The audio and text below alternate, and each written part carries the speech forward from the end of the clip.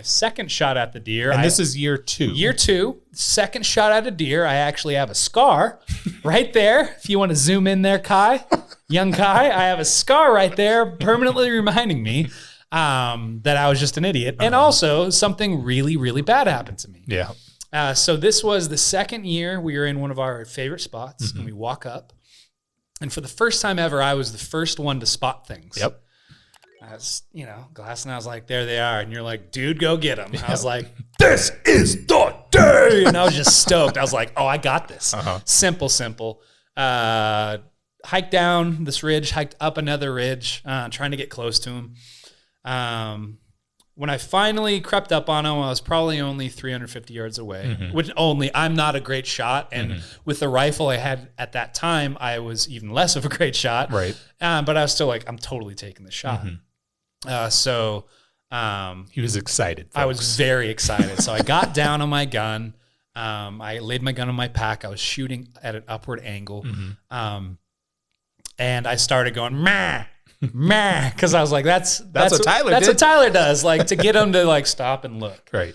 And so I was going, man. He could hear me from where he's at. And I was just screaming, man. And then I shot, and my gun, even though Charles says it did misfired. Okay. Charles is a mutual friend who is a gunsmith. And he's the one who worked on my, I know Scope. He's great. But what I'm telling you is I still have the bullet, Charles. Okay. And you can see the little where it got tapped, Charles, and it didn't fire. So, bullet, gun, whatever. Sure. It misfired.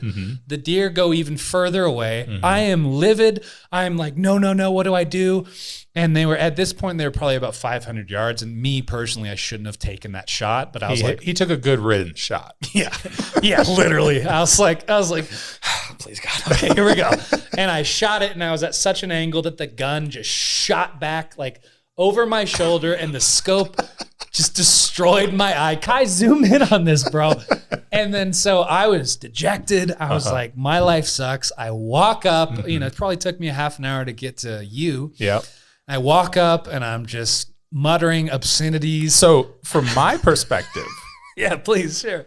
From my perspective, I see struggling. Like I see struggling at the beginning when that first bullet didn't go off. Yeah. Was it first bullet didn't go off.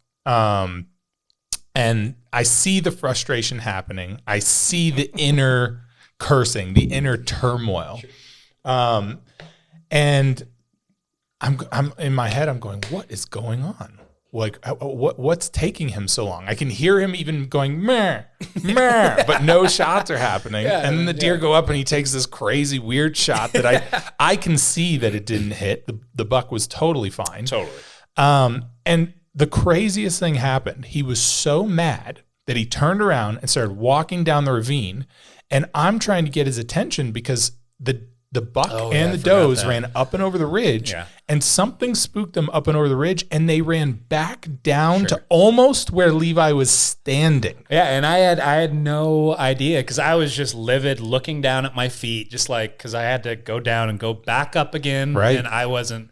It's not like he could just start screaming at me. Like you couldn't, Levi! Like that just ruined it. There's a lesson there somewhere. Somewhere. I don't know. I don't know what it is. I don't know. Someone else can tell us what that lesson is, man. Because I've never seen anything like that. You would have had 100-yard shot if you just wouldn't have been frustrated. The lesson is if your gun or bullet misfires, just go home and you won't get a scar above your eye. Or the real lesson is buy a decent gun.